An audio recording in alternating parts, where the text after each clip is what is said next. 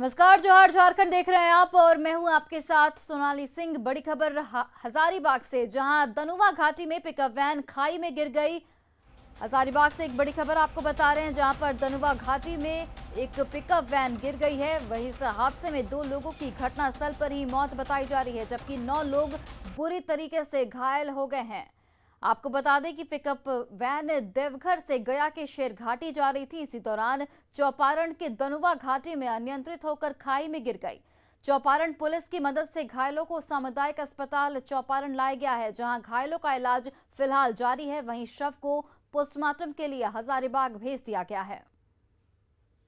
हम देवघर बाबा धाम से जा रहे थे सरघाटी, उसे की बीच चौपारण के बगल में गाड़ी रफ्तार से नीचे उतर गई। ड्राइवर ने नीचे उतार दिया, क्या उसको झपकी लगा, क्या लगा हमको पता नहीं। खाई में कूद गया गाड़ी? खाई में कूद दिया।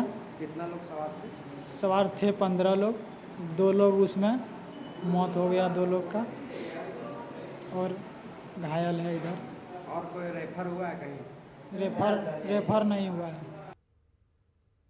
वहीं देखिए, कोडरमा में हाथियों का उत्पात लगातार जारी है। जयनगर प्रखंड के डंडादी देवी टांड की ओर जंगली हाथी उत्पात मचा रहे हैं। हाथियों के इस उत्पात से लोग परेशान हैं। हाथियों के झुंड में कुल 11 हाथी हैं, जिनमें 2 बच्चे भी शामिल हैं। वहीं सूचना दिए जाने के बाद भी वन विभाग के अधिकारी और कर्मचारी हाथियों को जंगल में भगाने के लिए नहीं पहुंचे हैं, जिससे लोगों में भय का माहौल है।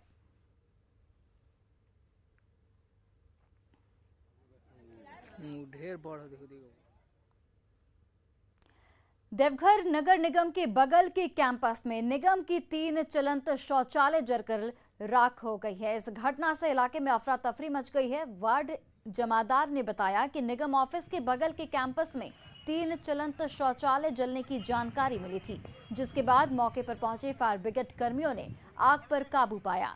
तब तक तीनों शौचालय पूरी तरह खाक हो चुके थे। अगलगी की इस घटना में कैसे घटी, इसकी जांच अग्निशमन विभाग की ओर से लगातार की जा रही है। आशंका जताई जा रही है कि शरारती तत्वों ने यह आग लगाई होगी।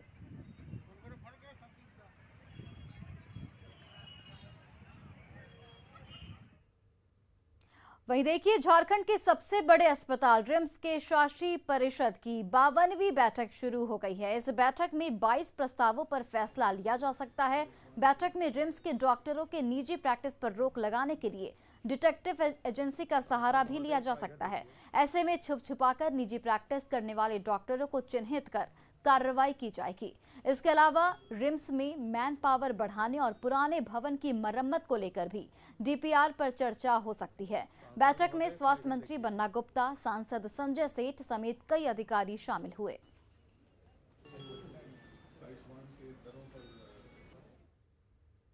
एक तरफ झारखंड के सबसे बड़े अस्पताल रिम्स की हालत सुधारने के लिए बैठकें हो रही हैं, वहीं चतरा में स्वास्थ्य विभाग की बड़ी लापरवाही उजागर हुई है।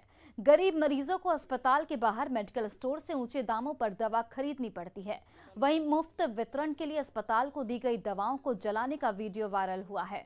ये वीडियो 2 दिन पुराना बताया जा रहा है। मामला सामने आने के बाद सिविल सर्जन ने डॉक्टरों की एक टीम को जांच के निर्देश दिए हैं। वहीं आरोपी फार्मासिस्ट को भी शोकॉज नोटिस जारी किया गया है।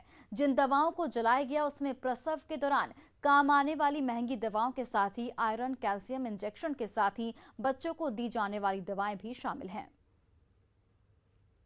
दवाई तो है नहीं। आपका क्या करना है इसमें? दवा नहीं था? दवा नहीं था। दवा के साथ दवा का खोली होता है, कार्टून के साथ जलाया जा रहा था।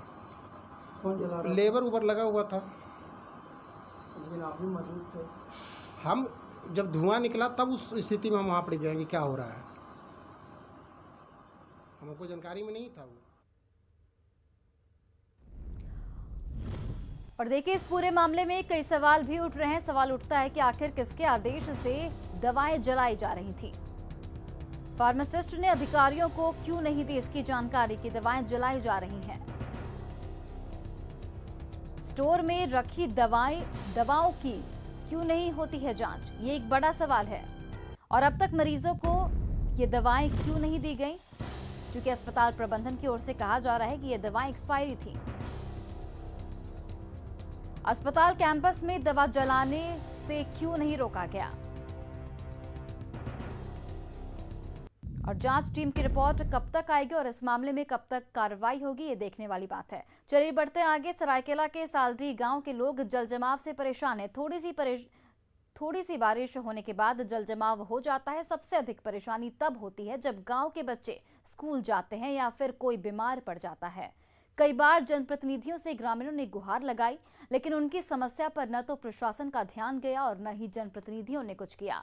बरसात के समय ग्रामीण घर छोड़कर रिश्तेदारों के यहाँ पर चले जाते हैं। कई मिट्टी के घर भी अब तक गिर चुके हैं।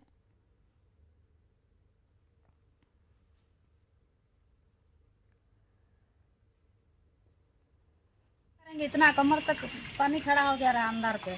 क्या मुखिया जी का एक्शन लेगा? क्या बोले मुखिया जी का कोई एक्शन ही नहीं लिया। और टुल्लू पाइप दिया गया है, टुल्लू पाइप पे क्या पानी निकलेगा? उनको हम लोग यहाँ गांव के मुखिया बनाए गांव वालों को कि ताकि हम लोग को सब कुछ का ये फैसिलिटी दे सके, लेकिन कुछ नहीं मिला अभी तक। देखिए, और टुल्लू पंप एक दिए छोटा सा, जबकि इतना तालाब जैसा पानी है, टुल्लू पंप से निकलेगा? पॉसिबल है? वही देखिए, रांची के जेएससीए स्टेडियम में 19 नवंबर को होने वाले T20 मैच पर संशय के बादल नजर आ रहे हैं। दरअसल बीसीसीआई के मानक के अनुसार भारतीय टीम के खिलाड़ियों को रांची के रेडिसन ब्लू होटल में ही ठहराया जा सकता है, लेकिन रेडिसन ब्लू होटल पहले से ही बुक कराया जा चुका है। बिहार कैडर के एक आईएएस अधिकारी ने शादी को लेकर रांची के इस होटल के 22 से 25 कमरों को बुक करा लिया है। आपको बता दें कि लंबे समय के बाद रांची के जेएससीए स्टेडियम को T20 मैच की मेजबानी दी गई है। जेएससीए सूत्रों के मुताबिक अंतर्राष्ट्रीय मैचों का आयोजन रांची समेत झारखंड के लिए एक प्राइड का विषय है। ऐसे में निजी हित के लिए मैच का कैंसिल होना अच्छी बात नहीं है।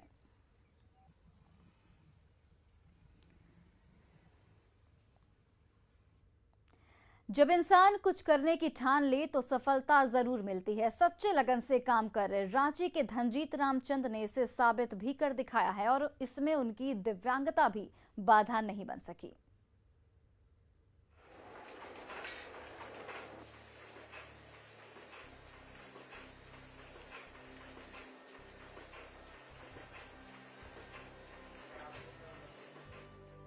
मन के हारे हार है, मन के जीते जीत।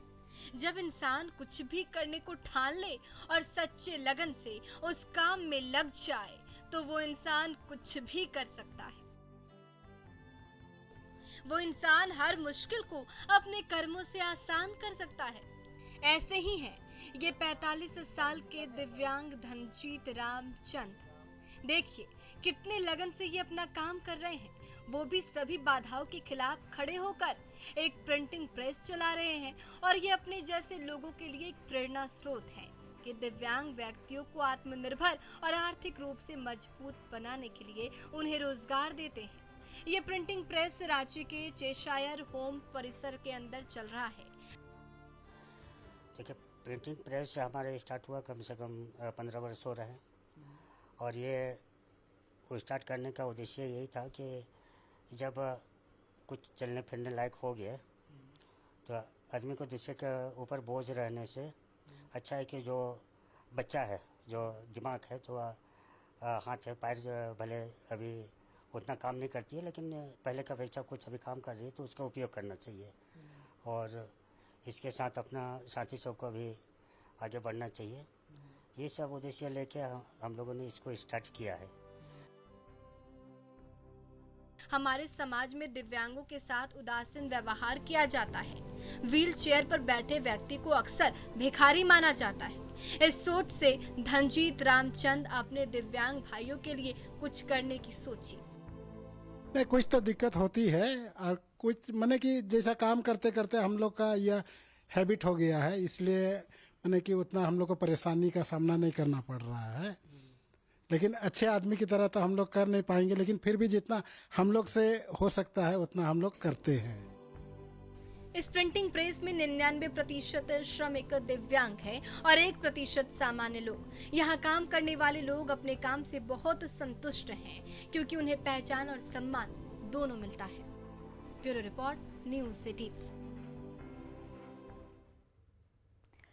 धनबाद के बीसीसीएल ब्लॉक 2 के बेनिडी साइडिंग में आंदोलन कर रहे मजदूरों पर हुए लाठीचार्ज के मामले ने तूल पकड़ लिया है। बगोदर माले विधायक विनोद सिंह बागमारा पहुंचे, घायल मजदूरों से मिलकर घटना की जानकारी ली। वहीं जेएमएम नेता कारू यादव लाठीचार्ज की घटना से आक्रोशित होकर पैदल मार्च करते हुए बागमारा थाना पहुंचने के दौरान इंदिरा चौक पर पुलिस द्वारा रोक दिया गया, जिसके बाद समर्थकों ने सड़क को थोड़ी देर जाम कर प्रशासन, पुलिस, बीसीसीएल के खिलाफ जमकर नारेबाजी की। इस दौरान उनकी पुलिस से तीखी बहस भी हुई।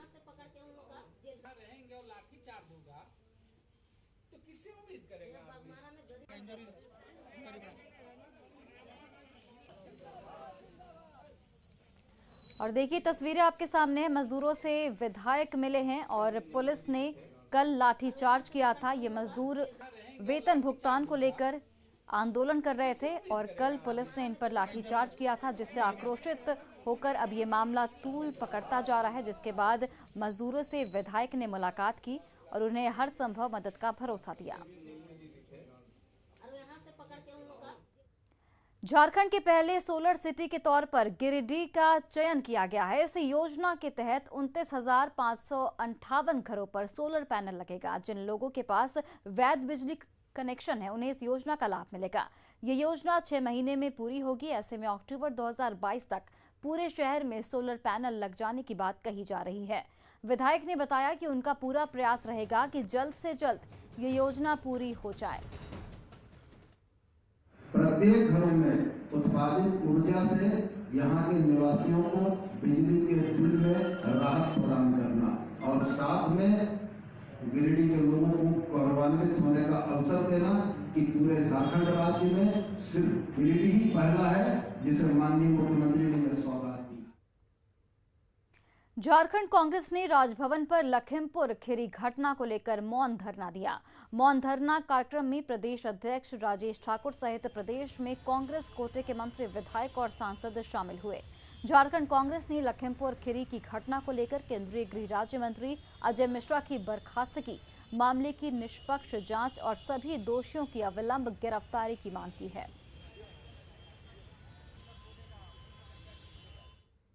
बिहार झारखंड की नेवल यूनिट के कैडेट्स का रामगढ़ के पतरातू डैम में 7 दिवसीय ट्रेनिंग कार्यक्रम जारी है। इसमें खेल गांव रांची स्थित वन झारखंड नेवल यूनिट के झारखंड और बिहार के 22 कैडेट्स को नौका रेस की ट्रेनिंग दी जा रही है।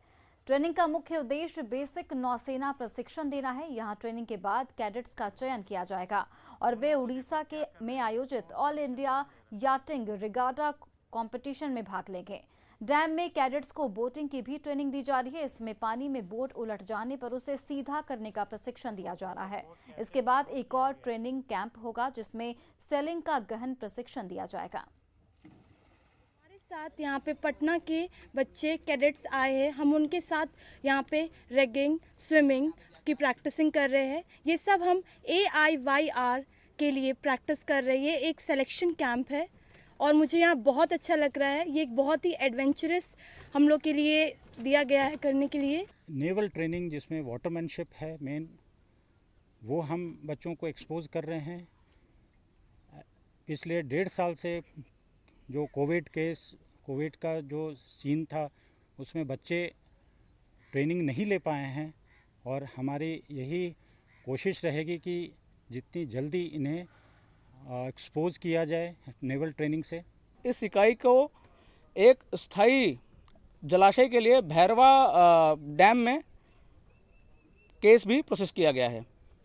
यह इकाई अभी पतरातू लेक में ऑल इंडिया याटिंग रेगाटा के लिए टीम सिलेक्शन का कैंप कर रही है, जिसमें इस इकाई के साथ एक बिहार नौसेना इकाई जो कि पटना में स्थित है वो भी है और दोनों इकाइयों के बच्चे हैं। वही देखिए, गिरिडीह के अति नक्सल प्रभावित भेलवा घाटी में सीआरपीएफ ने सराहनीय कार्य किया है। सीआरपीएफ की 7 बटालियन ने भेलवा घाटी के उत्क्रमित मध्य विद्यालय को गोद ले लिया है। अब सीआरपीएफ के जवान स्कूल में बच्चों को पढ़ाने के साथ साफ सफाई का भी खास ख्याल रखते हैं। बच्चों को जब विषयवार हमारे सीआरपी लोग आएंगे और पठन पाठन करेंगे तो उनमें बहुत विकास होगा आगे शिक्षा में आगे बढ़ोतरी होगी। अभी स्कूल को गोद ले लिया गया है। अब इसको हम लोग चाहते हैं कि हमारे सीआरपीओ के जवान इसमें क्लासेस अपना ले, जो पढ़े लिखे जवान हमारे पास हैं, जिनको अच्छा ज्ञान है किसी भी सब्जेक्ट का, वो यहाँ पे आके बच्चों को अच्छे शिक्षा देने के लिए हमारा ऐसी योजना है। और इसी बीच बोकारो से एक बड़ी खबर, जहां बोकारो में आग लगने से एक बस जल गई है।